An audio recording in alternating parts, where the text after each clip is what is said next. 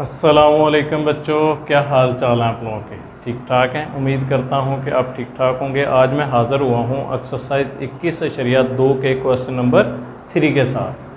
तो question number 3 क्या कहता है? क्वेश्चन नंबर 3 कहता है कि resolve into partial fraction. Partial fraction में हमने करना है तो बच्चों इसको हमने सॉल्व करना है सिंपल तरीके से, सिंपल वे से।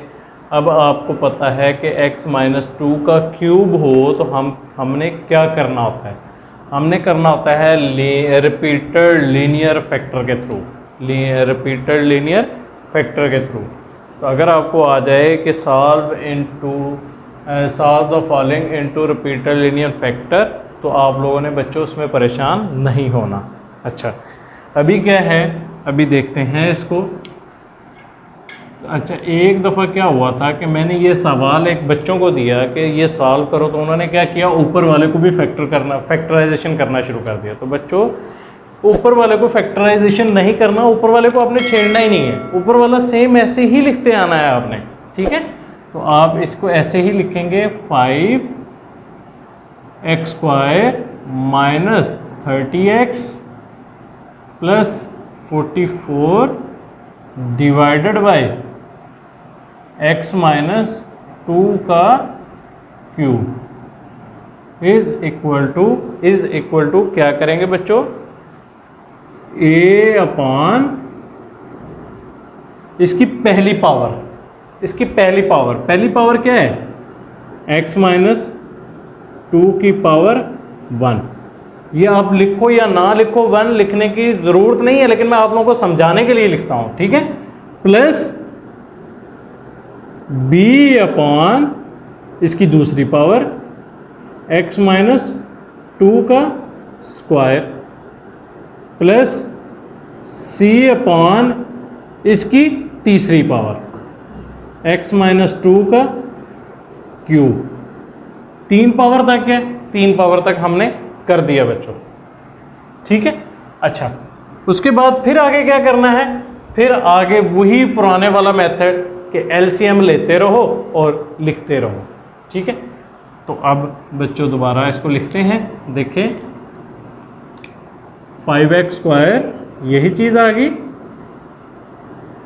Minus 30x plus 44 divided bye x-2 का क्यूब इज इक्वल टू, इसके एलसीएम बच्चों लोगे तो एलसीएम हमेशा यही आएगा इनका। जब भी पार्शियल फ्रैक्शन से आप करेंगे तो एलसीएम जो इधर आता है, ये वाला आता है, यही इसका एलसीएम आता है बच्चों।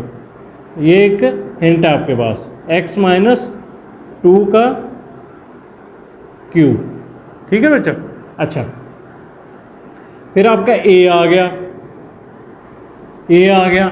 अब क्या है, x-2 की पावर 1 है, x-2 की पावर 3 है। इस तरह होता है ना कि x, इस डिनोमिनेटर को हम ऊपर लिखते हैं, x-2 की power cube divided by a का जो डिनोमिनेटर हो उसको डिवाइड करवाते हैं x-2, यानी इसके डिनोमिनेटर, अगर इसके साथ लिखना तो इसके डिनोमिनेटर से करवाएंगे, अगर इसके साथ लिखेंगे तो इसके डिनोमिनेटर से डिवाइड करवाएंगे, लेकिन ये ऊपर वाला डिनोमिनेटर यही रहेगा, ठीक है? अच्छा, उसके बाद इसकी पावर क्या है? इसकी पावर है 1। तो अगर इस 1 को इसमें से माइनस करूं, x-2 की पावर 3 माइनस 1, क्यों? क्योंकि ये भी x-2 है, ये भी x-2 है। इनकी पावर क्या होती है? माइनस हो जाती है ऊपर जाके। ये नीचे प्लस हो रहा है, ऊपर जाके माइनस हो जाएगा। तो अब 3 में से 1 निकलेगा तो बच्चों क्या आ जाएगा? इसकी पावर 2 आ जाएगी, ठीक है? x-2 की पावर 2। अच्छा, प्लस b इंटू ये 2 इसमें से माइनस होगा तो क्या पावर क्या रह जाएगी? 1 रह जाएगी। तो x-2 की पावर 1, वो लिखो या ना लिखो, मैंने इसलिए छोटी सी करके लिखी है, सिर्फ आप ये लो बड़ी करके लिख दो। प्लस c, इसकी पावर 3 है, 3 से माइनस हो जाएगा तो यहाँ पे कुछ भी नहीं बचेगा, इसलिए यहाँ पे लिखने की जरूरत नहीं है। ये नहीं, ये देखो, x-2 की पावर 3 डिवाइडेड बाय x-2 की पावर 3। तो ये इसके साथ कट गया तो यहाँ पे 1 बच गया, तो 1 इसके साथ लिखो या ना लिखो कोई फर्क नहीं पड़ता बच्चों, ठीक है? अच्छा, अब क्या है, ये डिनोमिनेटर इधर आएगा तो इस डिनोमिनेटर के साथ कट जाएगा। क्या ख्याल है बच्चों, कट जाएगा ना? तो ये लो, ये मैंने काट दिया। मैं इसको इधर नहीं ला रहा, ये नहीं, स्टेप बढ़ा नहीं रहा मैं। तो अब आप लिखो सिंपल यही 5x²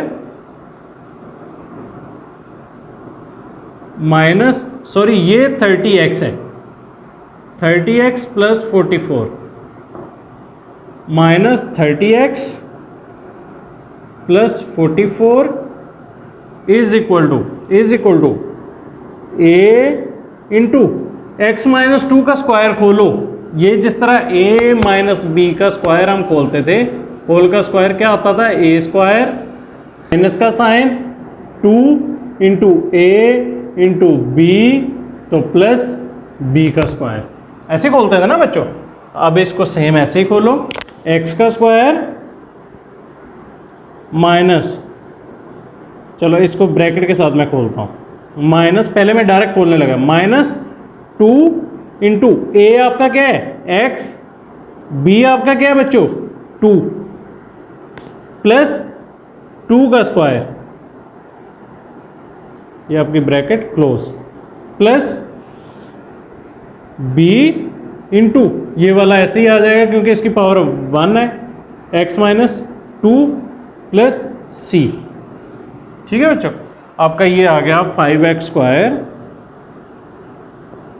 minus 30x plus 44 is equal to a into x का स्क्वायर क्या आ गया बच्चों, x² आ गया माइनस 2 2 ज़ा 4 और ये x आ गया 4x प्लस 2 का स्क्वायर क्या आ गया बच्चों 4 आ गया, ठीक है, plus b into x minus 2 plus c।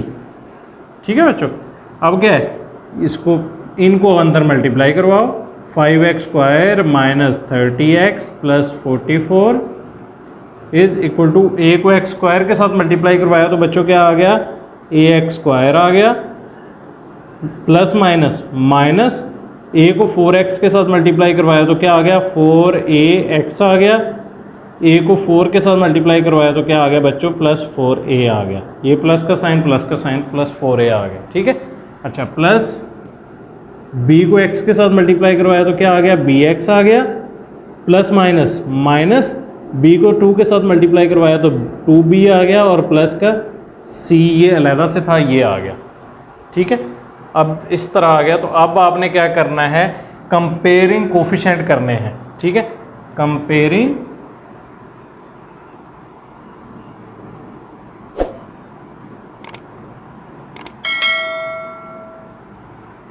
Coefficient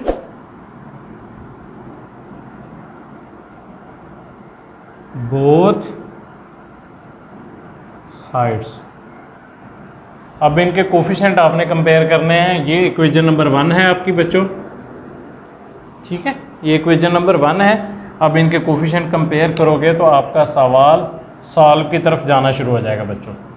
ठीक है, अब देखो इस साइड पे x² का कोफिशिएंट क्या है, x² का कोफिशिएंट सिर्फ एक ही है, x² का कोफिशिएंट क्या है a, तो अब a आपका बच्चों आ जाएगा a इज इक्वल टू, बराबर के दूसरी साइड पे देखो x² का कोफिशिएंट क्या है 5, तो आपका 5 आ जाएगा बच्चों, a इज इक्वल टू 5 आ गया, आपके पास a की वैल्यू निकल आई।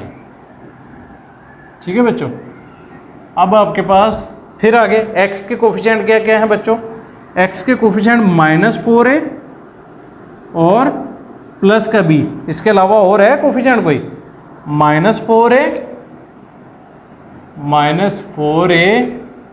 प्लस का b इज इक्वल टू, बराबर के इस साइड पे x का कोफिशिएंट क्या है -30, तो -30 आ गया बच्चों। ठीक है, इसको नाम दे लो इक्वेशन नंबर 2 का, इसको बच्चों नाम दे लिया आपने इक्वेशन नंबर 2 का। अच्छा, उसके बाद फिर x² के कोफिशिएंट हमने कंपेयर कर दिए, x के कोफिशिएंट कंपेयर कर दिए। अब हमने क्या करना है, कांस्टेंट वाले कोफिशिएंट कंपेयर करने हैं। आपके पास क्या बच गया 4a कांस्टेंट वाला कोफिशिएंट 4a उसके बाद कांस्टेंट कोफिशिएंट हमारा -2b plus c, -2b plus का c इज इक्वल टू, इधर कांस्टेंट क्या है 44, आपका आ गया बच्चों 44। इसको नाम दे लो इक्वेशन नंबर 3 का, इसको नाम दे लो बच्चों इक्वेशन नंबर 3 का। अब क्या करना है, a की वैल्यू आपको मालूम होगी कि a की वैल्यू जो है वो 5 है, ठीक है बच्चों। अब आपने क्या करना है, a की वैल्यू को आपने पुट करना है इक्वेशन नंबर 2 के अंदर पुट करेंगे। अगर c के 3 के अंदर पुट करते हैं तो b प्लस सी आ जाएगा।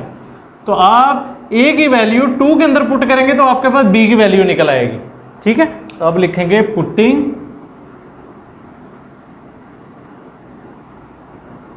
a is equal to 5 in equation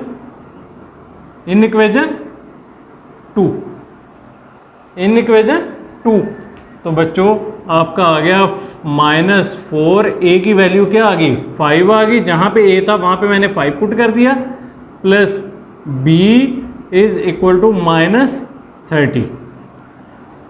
तो बच्चों क्या आ गया 4 5 जा 20, -20 plus b is equal to -30। तो माइनस का 20 दूसरी साइड पे जाके क्या होगा बच्चों, प्लस का हो जाएगा। तो -30 प्लस 20, -30 में से 20 निकलेगा तो बच्चों क्या आएगा, माइनस का 10 आ जाएगा। ये आपको पता है माइनस का 10 कैसे आएगा बच्चों, ठीक है। तो ये आपका b की वैल्यू निकल आई, ठीक है बच्चों। अब क्या करना है, अब आपने a और b की वैल्यू पुट करनी है इक्वेशन नंबर 3 के अंदर, ताकि आपको c की वैल्यू मिल जाए। तो आप क्या करेंगे, putting a is equal to 5 and b is equal to -10 in equation 3।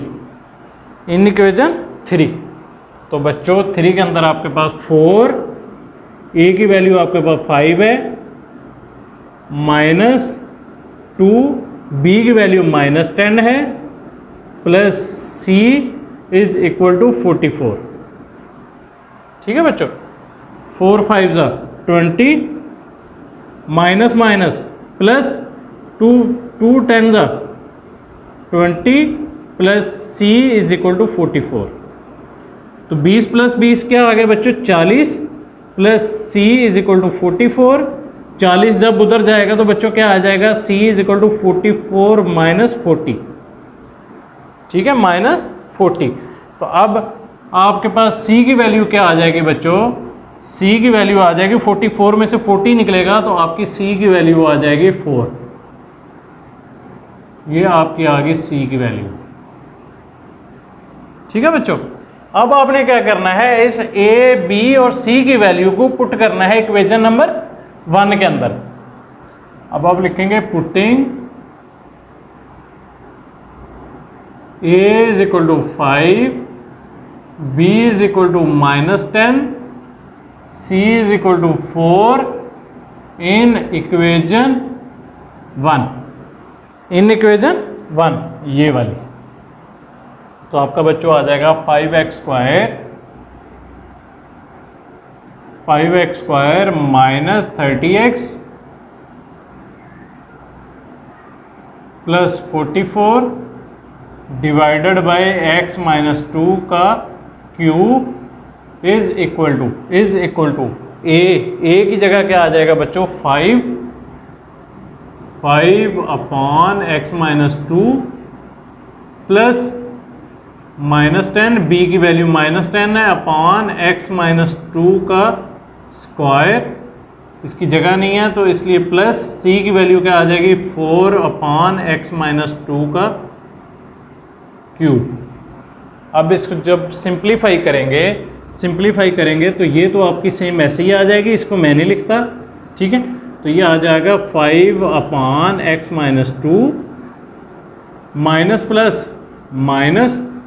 10 upon x minus 2 plus x minus 2 का स्क्वायर प्लस 4/x-2 का क्यूब। तो ये बच्चों आपका आंसर आ जाएगा। ठीक है, ये आपका आंसर आ जाएगा। ये आपका सवाल यहाँ पे फिनिश हुआ। अगर किसी ने स्क्रीनशॉट लेना है तो स्क्रीनशॉट ले लें। तो बच्चों इसको थोड़ा सा ध्यान से करना है। आपको 2-4 सवाल की प्रैक्टिस करेंगे तो आपको इसकी समझ आना शुरू हो जाएगी। ठीक है बच्चों, तो उम्मीद है कि आप लोगों को समझ आ रही होगी। अगर मेरे चैनल पे न्यू है तो चैनल को सब्सक्राइब कर लें, लाइक करें, बेल आइकॉन बटन को ज़रूर दबाएं ताकि मेरी हर आने वाली वीडियो आप लोगों तक प्रॉपर पहुंचती रहे। नए लेक्चर के साथ, नई वीडियो के साथ दोबारा हाज़िर होंगे। मुझे दीजिएगा इजाज़त। अस्सलामु अलैकुम वरहमतुल्लाहि वबरकातुहू।